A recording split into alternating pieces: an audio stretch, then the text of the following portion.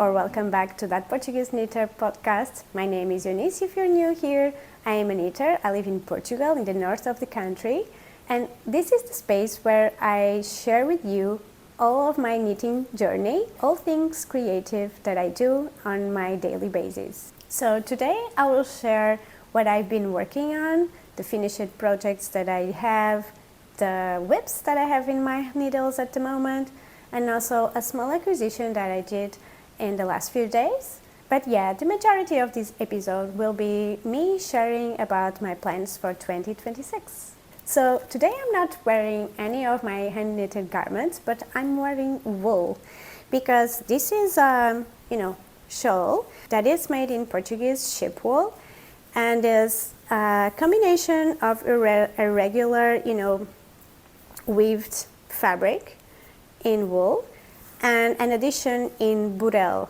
Burel is like it's a traditional fabric from Portugal and is like a felted fabric, but it is very dense and very pressed, so it is completely waterproof, and it was originally used for shepherds for them to use during the day while they're with their herds in the fields. Shepherds don't use them as widely as they did once, but yeah, this fabric has been used in modern designs at the moment, as well as the more traditional pieces. So yeah, I'm fond of this of this piece. It's really nice. It's made by Burel. It's actually the same name. Yeah, the brand it's also called Burel, and yeah, it is made from the sheep in the area of Serra da Estrela here in Portugal, which is in the center of the country. So now that I already talked about what I'm wearing, let's go into my finished projects.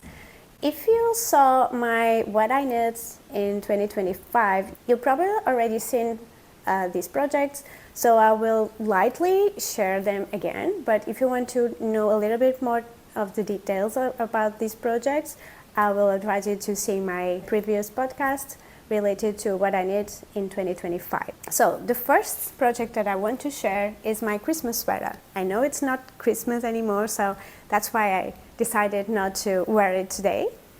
But yeah, I finished my holy sweater. I made it in Knitting for Olive Merino in combination with their soft silk mohair in several colors, but the main thing in this project was that I switched the original colors for a more greenish base for the main color than the suggested by the pattern, and I'm very happy with my decision. I think it blends a little bit more with the green of the leaves, and I'm more happy with this colorway than with the original one. I know colors are just suggestions for the patterns, but yeah, there's a lot that goes into the design that is also related with that, with the choosing of the yarn, but also the colors in which the project will be designed. So yeah, I'm very happy with my Christmas sweater. I probably won't be doing one Christmas sweater for a year because I don't have the need for that. So I would rather to choose another type of project to do instead. Afterwards, I went to London, and you can see a little bit about that on another video that I will link below.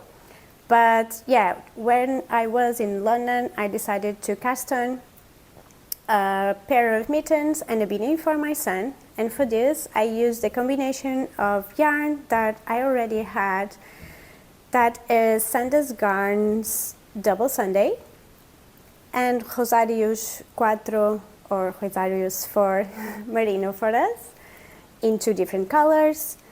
And yeah, I like the results. I wanted to be a little bit more bold with the colors because this is not for me, it's for my son. But I'm not entirely happy with my color choice, but oh well, it fits him, which is the most important.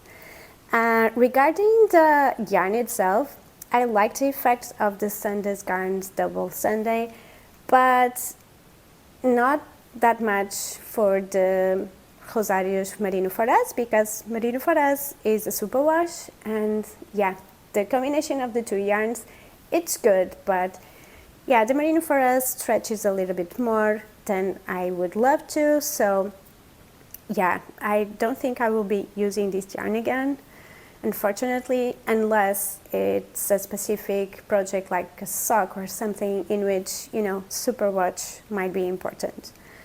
But yeah, I'm very happy with the fit. I didn't use a specific pattern, nor for the beanie or the gloves, the mittens, but you know, I got some inspiration from one pattern here, one pattern there, and it's very easy to do a beanie and a pair of mittens. It's basically the same construction. So yeah, I didn't fuss around that for too long. And finally, my last project for 2025, it's my emotional support chicken. And if you saw my video about my plans for autumn and winter, you probably know that the emotional support chicken was, you know, the thing that I call as a wishful knit. It's something that I would love to knit, but probably won't have the time or don't want to make the effort. But in the end, in between my Christmas sweater and the project that I'm working on at the moment, I had a little bit of time. I had to wait for the yarn. So in the end, I decided to go and yeah, cast on my emotional support chicken, which was a very quick project. Yeah, I just used my stash for that. I used some Gilead in several colors by the Hero Natura. And then I had this yarn from Manos del Uruguay. I think it's the classic wool that I had from a frogged project that I frogged last year. And yeah, I might have a little bit more for a second project.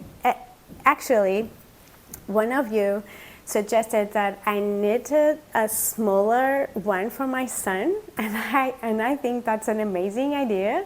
I might do it. I don't know if I can do it right now, but when I have this, you know, spare time that I could cast on a small and quick project, I might implement that idea. Now, regarding my whips, I'm still working on a sweater for my husband, which is the Salmon King or King Salmon sweater. Salmon King sweater?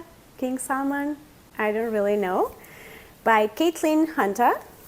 And I'm done with the color work. I'm just, you know, try to finish the body, and then I will work on the sleeves. I'm doing this in Gilead by the Hero Natura. The main color is called Beige, and the brown color is called Cacao. And I have some leftovers because somehow I ordered one more bowl of cacao, and I already had intentionally ordered a little bit more of the beige because my husband is larger and because I will have to work a bigger body and sleeves. So yeah, I'm following the pattern mostly as it is, but I'm trying to add some decreases along the body because I understood that the body was getting a little bit large for a man. The original pattern is cropped and is mostly designed for a woman. It is unisex, but I think that for it to really fit a man's body, you have to do a little, you know, small alterations. And so I'm lining up with another sweater that I have for him that I know fits better, and I'm trying to reproduce the fit. And for that, I'm doing some decreases along the body, and I might have to at least redistribute the decreases on the sleeves to make it a little bit longer in order them to fit him. So yeah, I'm tweaking it a little bit, but yeah, until here, everything was made according to pattern. But yeah, he's been He's been trying it so I can be more confident in my decisions regarding these alterations, and until now it seems okay. And that's all regarding my webs at the moment, because as you know, I'm a little bit of a monogamous knitter. I will try to change that in the future, but yeah, for now, that's all I've been working on. And regarding acquisitions, I didn't acquire any more yarn. The only yarn I bought was the one I was in need for the sweater for my husband, and I will have some leftovers, not only from the cacao but also the biche, and I might turn them into beanies, but we'll see. And the other thing I have to confess is that I've tried to film this podcast yesterday and I had some technical problems, and then between yesterday and today, one order that I've done arrived. So because it's knitting related, I thought about doing a real-time unpacking with you. So here it comes. As you can probably imagine, it is a book, not yarn. And it is The Wonder of Wool, a Knitter's Guide to Pure Breed Sheep. And it is a book about diversity on native British sheep breeds. And because I want to learn a little bit more about yarn and about wool, I decided to go for it. I know it's very specific to British wool, but I think it's a good reference, and the book seems beautiful and beautiful designed. Yeah, it looks like you have a swatch that could be a collage. It looks more like a journal, which I think it will be great. So I'm very happy that I've received it. I can't give you an honest, review on that because I just received it. But yeah, if you want, I can talk a little bit about it in the next episode or something like that. So I'm very happy to have it now. Now let's get into my plans for 2026. I will be looking a little bit sideways because I have my notes here, so I can remember all the things I have to say. So regarding my 2026 plans, the main thing is not to have a so strict plan that I'm not able to be spontaneous, because that's the thing about the plans that I did for the autumn-winter season, is that when I commit to something, I will do it no matter what. So I'm mostly done with the knits I really wanted to do. I even started to work on my wishful knits.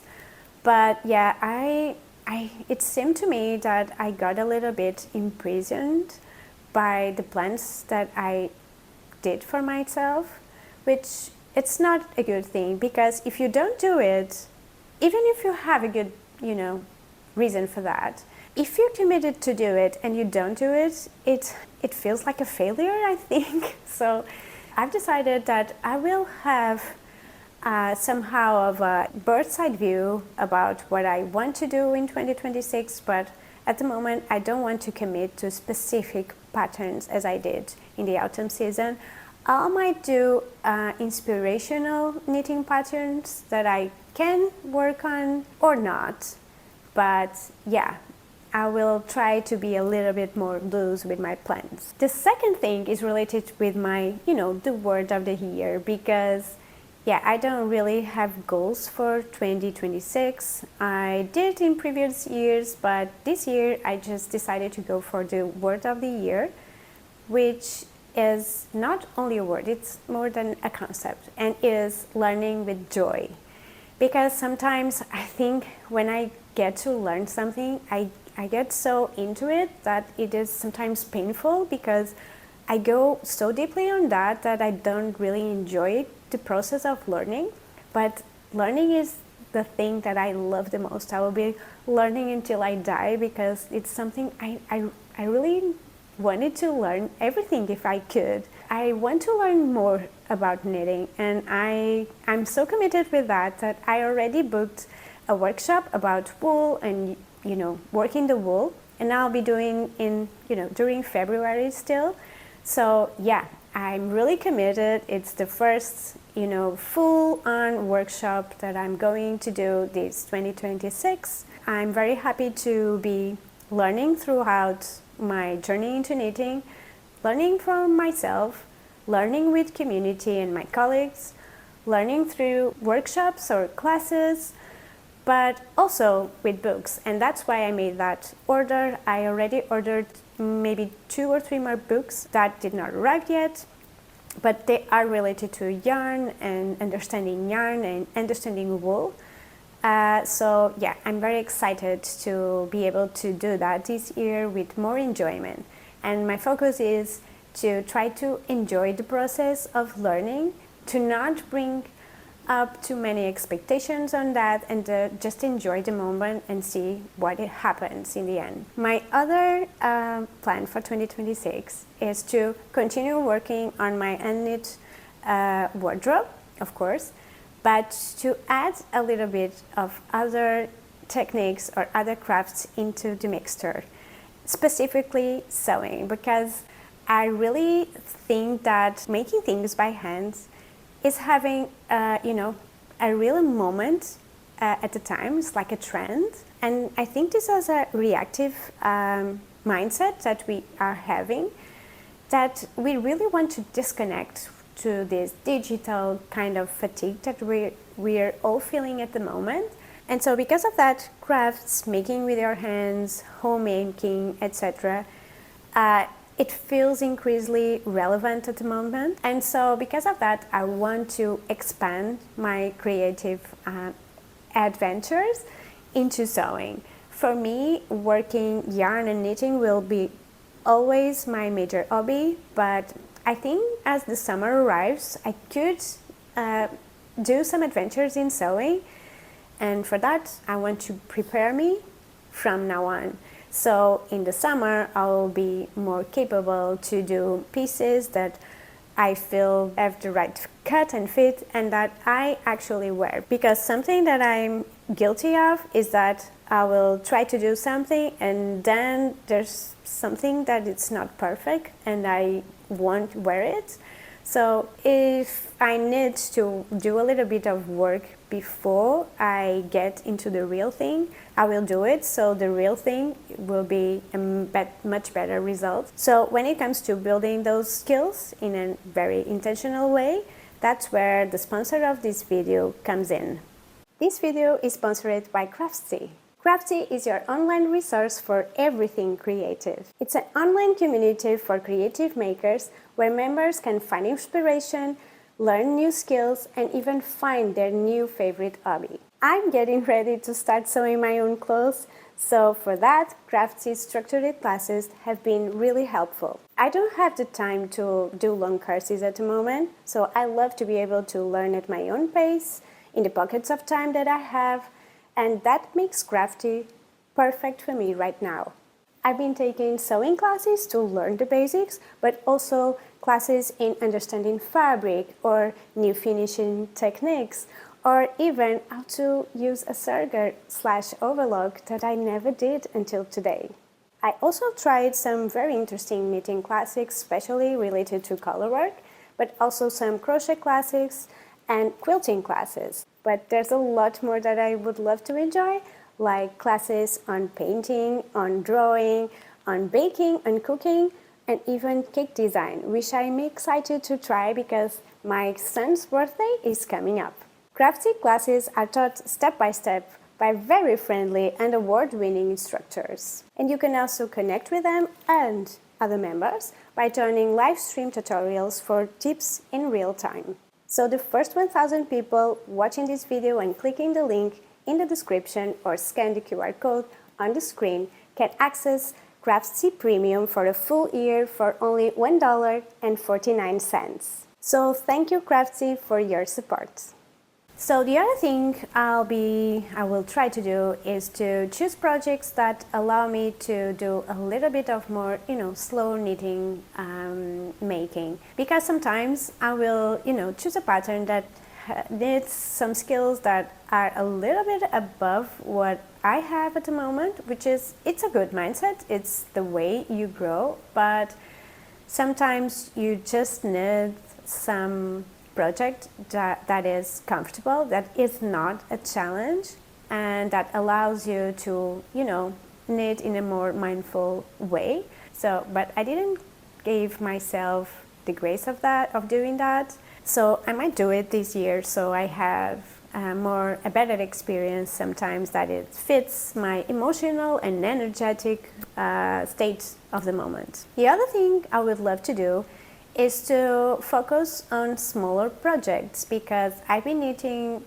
mostly garments, but I'm in it for some accessories for my wardrobe and socks. The thing is, I know I need more garments, specific garments that I really want to do, but because I focused on that, I think that I went into winter season lacking some beanies and some gloves that I really need, and I was almost buying them, and then it clicked on my mind that I have to have space to do these smaller projects, and that this is not a race. It isn't about how much I knit in the end, but it's mostly about what I need at the moment. And at the moment, I really want to make some beanies and some gloves to wear, because I only have a pair of non-leather gloves and 2 beanies. One of them is unknitted, the other one is not, and my gloves are not unknitted either. So yeah, I might have to work on that, because I wanted to have some variety in my wardrobe and I don't have it, and in the end I don't want to go and buy it just because I didn't make the space to do these smaller projects in the first place. The same goes for socks. I'm not a sock knitter, but I've been enjoying my unknitted socks, especially at home. And so I really want to maybe knit more 2 to 3 pairs of socks this year, just because I want to build on my collection. And if I end the year with a small collection of 5 pairs of socks, it will be great. And that links on another plan that I have to 2026, which is stop being so monogamous on my knitting, because I tend to work with one project at a time and probably not working in anything more at the same time. I might do it for another craft. I might have a knitting pattern in which I'm working, and then maybe some sewing, but yeah, not 2 knitting projects at the same time, because I really don't like the idea of too many whips. But yeah, on the other hand, when I'm working on a project like the sweater that I'm doing for my husband, it is a huge project, so I won't be taking it with me on the go, and then I lost some precious time of knitting because of that. So I would love to have a smaller project to work on the go, and then have a big project for long-term knitting, which I could do over several months, maybe 1 year. And that I can knit along with my colleagues like a small call. The other thing that I really want to work on this year, or continue to work because I started this last year, is to find my tribe. As I said in previous videos, I don't really have too many friends that knit, so I've been enjoying my knitting community, my knitting groups, and yeah, we might start a call for a specific project, a long-term project that we can do together. And maybe if we open it to everyone, I will share with you if you want to knit along us. Of course, I'm also continue to nurturing and working on my YouTube community, which has been very nice. I would love to work a little bit more on other platforms, but this is mostly what I'm able to do at the moment. Maybe I will try to be a little bit more present on Instagram, but rather than that, this is what I can do. I will love to have a Patreon. I would love to have a newsletter, but at the moment this is what I'm working with.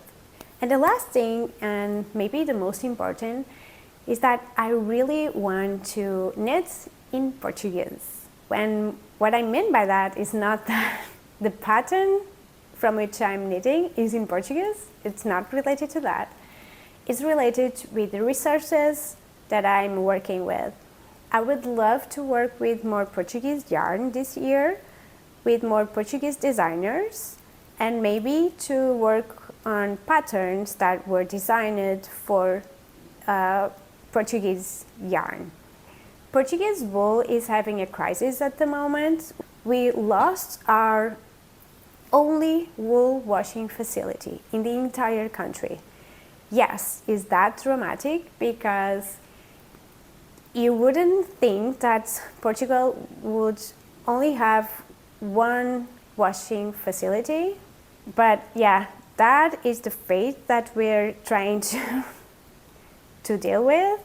So it's a very important thing. The whole process of the wool industry and the wool crafts, everything related to wool is coming into a crisis because of that. Several brands related to wool resources, related to knitting, are facing this at this moment. So everything like Rosarios Cuatro, like Rosa Pomar, other small artisans and dyers, etc., are suffering from this. So of course we're trying to do something, but the one thing that I individually can do is use more Portuguese wool and share a little bit more about Portuguese wool.